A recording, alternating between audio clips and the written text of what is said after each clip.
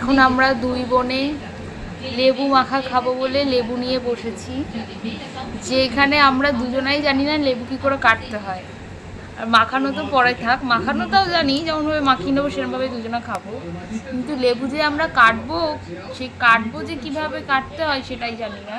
এখন ইউটিউব দেখে আমরা দেখবো কী করে কাটতে হয়, তারপর লেবুটা কেটে মাখবো।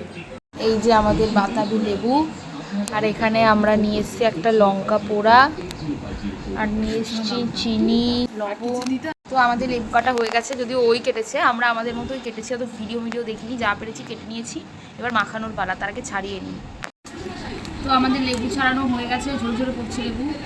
এবার দিচ্ছি আমরা শুকনো লঙ্কা, মানে শুকনো লঙ্কাটাকে পুড়িয়ে সেটা দিচ্ছি। বাবা কতটা শুকনো লঙ্কা, কতবার মাটিতে নিয়ে এসেছি, তুতলে গেলাম। এবার দেবো বিট লবণ, তারপর দিচ্ছি ঝোল ঝোলে পড়া চিনি।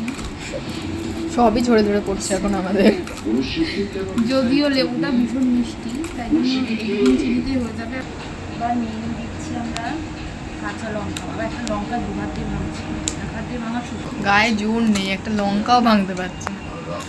দুর্বল মানুষ, প্রত্যেক দিন এবার আমি পিডিয়াশিওর খাবো বাচ্চাদের।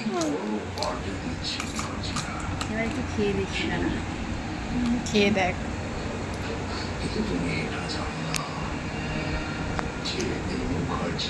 সব একেবারে পারফেক্ট। একটু বুনিকে খাইয়ে দেখি।